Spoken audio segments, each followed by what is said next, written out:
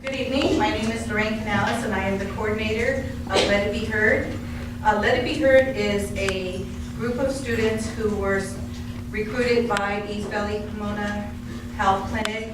And the grant is actually a grant, and what the grant is, the purpose of the grant is for us to recruit these students to actually do research. They gather the data and they put together a presentation. The purpose of the presentation is so that we can convince our government not to cut back on programs that is funded for teenagers, especially teenagers who are pregnant or who want information about STDs, dating violence, healthy and unhealthy relationships. So what we will see today is our interpretation of what the data has, their interpretation of what the data has told them. So please sit back and enjoy. Our Bijan Tabrizi will be the one to present our introduction. Thank you.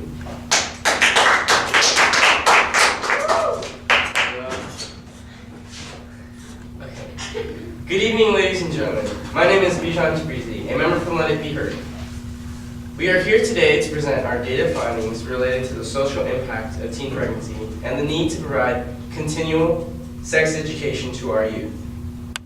Dr. Mark Horton, Director of the California Department for Public Health, reported that teenage pregnancy has dropped to a record low in 2008. Although teen pregnancy has declined, the truth is teen pregnancy is and will continue to be a public major health challenge. If programs are cut, it will affect the progress that so many programs, such as East Valley Community Health Clinic, have worked so hard to change. Without the support of teen pregnancy prevention programs to support education and knowledge to our youth, the problem will not go away. Adolescents lack knowledge of conventional methods of preventing pregnancy and STDs. In a perfect world, we want to believe that teenagers will wait to have sex before they are ready to deal with the responsibility of raising a child and/or the prevention of STDs. The truth is, a growing number of teens do have sex. Teens do not always listen to their parents, and STDs continues to be a major public health issue. In fact, California reported 51,704 babies were born to teen mothers, and we spend approximately $170,000 every year per teenage mother that cannot provide for herself and her child. Data supports that teen pregnancy causes lower educational levels, higher rates of poverty, abusive relationships, and other poor life outcomes. Children born to teenage mothers are also less likely to receive proper nutrition, health care, and cognitive and social stimulation. A direct result of this is that they may have an underdeveloped intellect and will attain a lower academic achievement.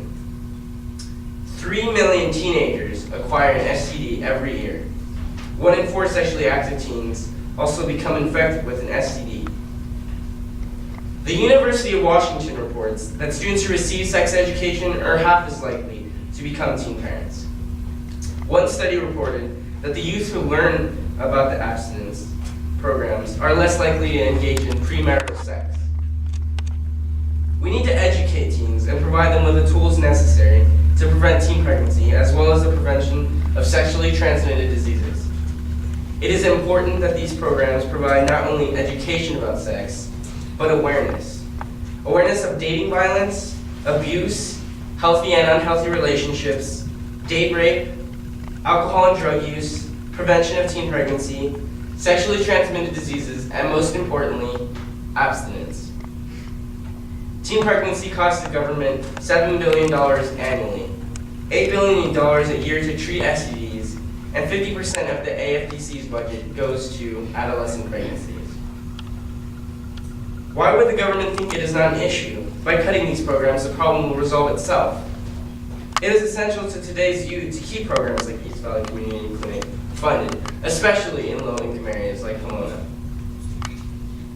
The mission for these programs is to provide reproductive and complementary healthcare services in a place that provides and protects the rights to each individual. It is imperative that these programs continue to provide to our youth with the necessary awareness and education to be successful individuals.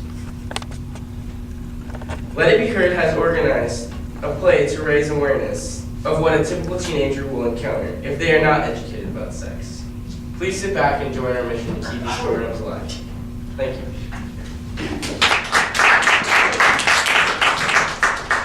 Her heart is fluttering. She believes in love, those hormonal stances have brought about a sudden change. She perceives them as angels to a rescue from a social class, her beaten mother and barely passing that class. Above all, she adores nothing else, no life, no earthly desires. She does not care for money or intellect or a plan. All she wants in this world is really a man, and she has one. He has the gift of the boy's charm, using flirtation and masculinity to its utmost harm. Believe me, he has the right to control his partner, whether or not he knows he is really one of the same.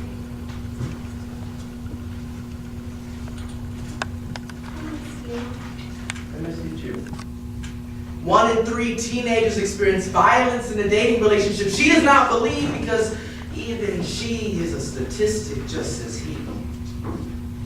The couple goes down to the ground and Cupid shits an arrow down upon that ground upon them and he moves closer in. So, we've been going out for a while now. And I really like you. And you really like me. So, maybe we could take it to the next step. Don't remind me. Sound good?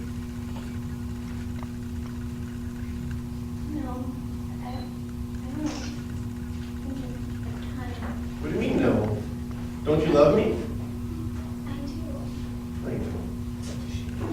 She feels the threat of losing him like the father of the past, so without thinking, she embraces him and hopes this feeling will last. Okay then, go. As easy as that, he has taken her. And soon later in this night, when the moon does not show, passion will take hold. Yes, I'm talking about sex, but a contraceptive will not be used for lack of easy access or affordability or whatever excuse they might say. Only these two lovers will have known. And as the curtain comes to the next day, he steps out into the limelight of conversation as he always does. He is one who everybody wants to be the topic of conversation. The topic that anyone can desire. And scene steps to motion. The topic is on everyone's mind. Those between 15 through 17 believe teens should not have sex. However, that's not where the gossip coincides. Taylor and Sal? Class couple? A swagger of a step. The meanness of his rep. The boy approaches, he is happy. No thoughts can describe. His friend in the corner of the classroom can feel that particular vibe, witnessing 2,000 acts per year on their television, anticipating all the juicy details, waiting to be told of what he's been missing. So So what? So what happened last night? You know me. You know I was talking to Taylor Yeah? and totally gave in, man. Just talked to her and it's easy. And he says with a subtle grin, knowing by using power and control he will always win, but she walks into the classroom as if nothing has happened. As she stands in relationship, so too other stands into a they do not approve. Looking to seek comfort, she walks across the room to her man, only to find out, well, Hey, how you doing? Good. Yeah, well, I was kind of talking to John, and I was thinking that what happened last night, it was kind of just a one-time thing for me. And you said it yourself. We should have just waited for that right time. But I think this for now, we should just be friends. You know? Look, we'll see each other in the classroom, but that's all it's going to be. There's no mix, no emotion. How can this be? She tells herself. How can this boy do this? Everything muddled. She goes, she needs to talk. She cannot want this. She needs this. We need to talk Talk about what, Taylor? about what you just did. Look, I told you, it's done. Over with. There's nothing between you and me. One-time thing. Dad, I love you. It's over. Let's hang out, Jess. She pleads to him to feel sentimental, but he walks away as if nothing has happened, and she cries to run off. As she runs back to her house, she wants something else. She needs some question that needs answering. She's trembling under the weight of silence. No one to comfort her. Support, well, she needs plenty. Well, 40% of adolescents will be pregnant before they reach the age of 20. She looks upon that thin strip of ignorance in the palm of her hand. And she wonders, couldn't she have been more careful? Couldn't she have seen this misfortune before? But she did not. Originating from a culture that views teen pregnancy as common with this psychological immaturity, still she cries. Confusion, fear, and anger set in what love, comfort, and support should be. 1 1/3 pregnant teens choose abortion rather than raising a child of their own creation. Is this her blessing in disguise? Is this the man that will help her relationship troubles decide?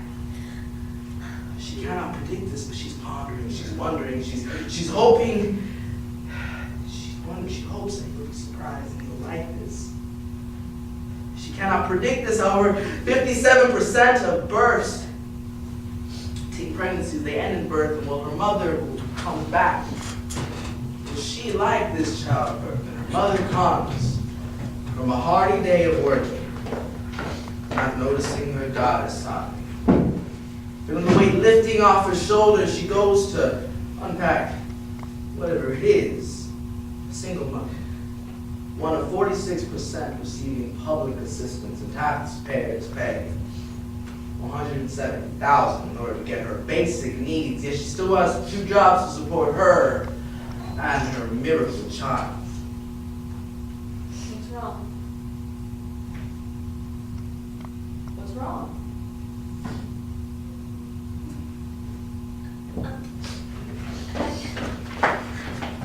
She looks at her daughter and glances upon that thin strip of the ground. She collapses. Those sudden vibrant eyes that are once glimmering in an aura of hope goes into a deep trance of memories to when she was 18. Out of a graduating class, some they became doctors, some became the generation who made it out, but she became a teenage mother. When her child was born, she was cast off as a failure because her family ignored conversations about sexual dependency and compassion without passion, but falsely they accused it was her fault. Left her broken hearted, a newborn child and stuff. She looks at her daughter and her mind switches. She sensed a mark of shame. She, the daughter, was one into her father's footsteps. I didn't mean for this to happen. I don't want this. How would you do this to me, Taylor? I thought you'd be better than me. I've tried to provide more, tried to give you more chances. This is how you repay me. With this mistake? Those tears, those cries of forgiveness. How can this be that the mother does not care? How can this be? This isn't a fairy tale. This isn't something that was supposed to be.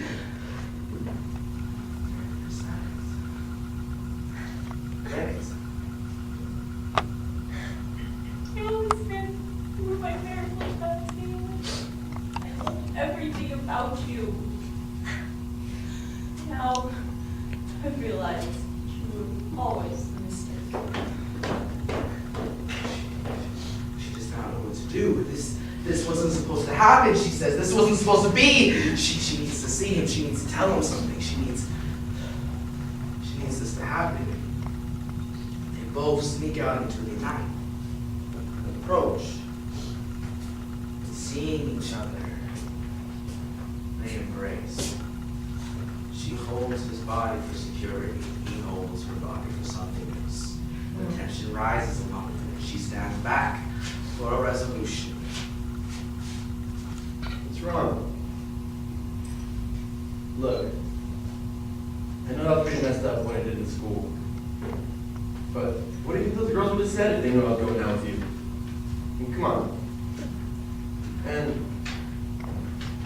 all that matters to me now is that we're here alone. Just you and me. Okay?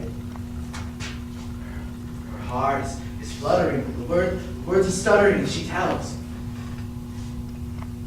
I'm pregnant. I know it's fast, but I love you. I do. No, This baby will bring us together.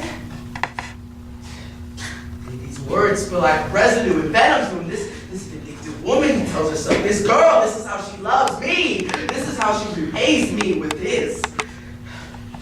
She looks in his eyes for a sign of reassurance. Something that will save her from this untimely world. But there isn't. Only newfound pain. 9 months of that paper is going to turn him insane. He was always the strongest. Always the one to receive anything he wanted and desired from the girl, but not this. Oh no, it is not compute. He never wanted this. He thinks of the reaction of his parents, the reaction of his colleagues, and his family.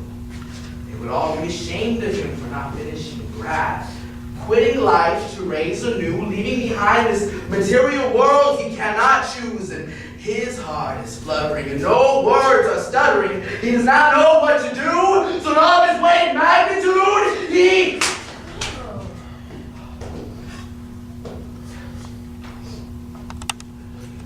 Sarah's created, blind rage she produced. Walks the other direction he does. He leaves his answer on her cheek. As she leaves,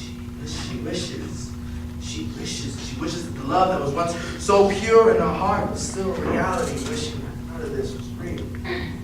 He is gone, and he will never return. Those longing for temptation and lesson for him, he won. He took what he could soul, and lo and behold, she is left as one or two.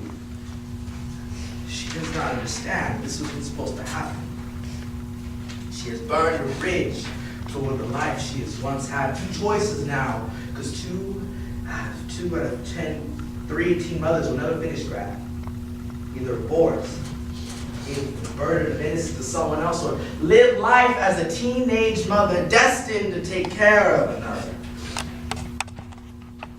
Of all teen pregnancies, 57% will end in birth, and her child will be one of them.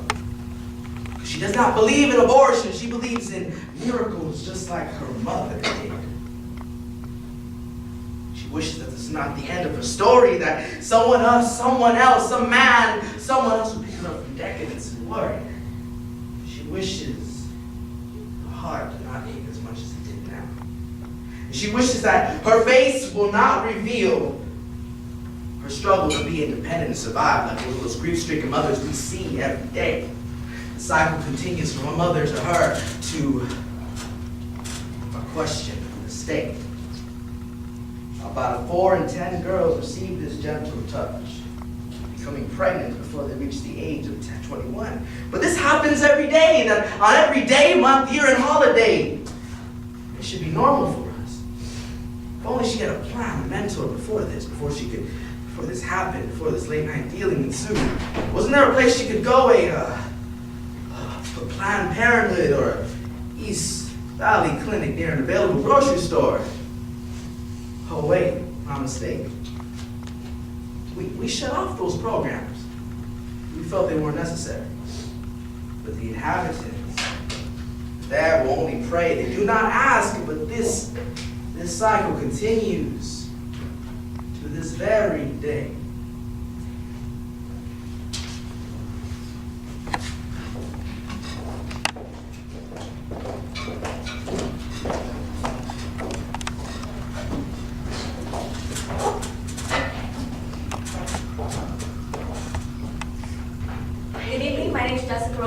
And my name is Miranda Bradford. Ladies and gentlemen, we are here representing teams from all over California to present to you an ongoing problem among us. This being the fact that the teen birth rate in the United States is the highest in the world. Unfortunately, the chances of a sexually active teen becoming pregnant and her first year of sexual activity without the use of contraceptives is 90%. This is an epidemic that costs the government and taxpayers $170,000 to support each teen mother. Studies show that children born to uneducated or low-income families are more likely to become sexually active at a younger age and less likely to use contraceptives on a regular basis. This results in teens making up 1/5 of the nation's unplanned pregnancies. Out of all the teens who become mothers, only 30% will graduate high school, making pregnancy the leading cause of dropout amongst young women. The pregnancies themselves are not only the problem. Teenagers who become pregnant are more likely to get into abusive relationships For instance, a recent study shows that the woman under the age of 18 is twice as likely to be beaten by her child's father as a woman over 18. Also, only 1 out of 5 teen mothers will receive any form of financial support from their child's father. It is essential to today's youth that we continue to fund East Valley Community Clinics and Planned Parenthood, especially in low-income areas. The mission of both East Valley and Planned Parenthood is simply to provide reproductive and complementary health services in a place that provides the privacy and rights of each individual. It is imperative we continue to provide these programs that both increase the responsibility of sex itself and the use of contraceptives to the teens of tomorrow. Thank you.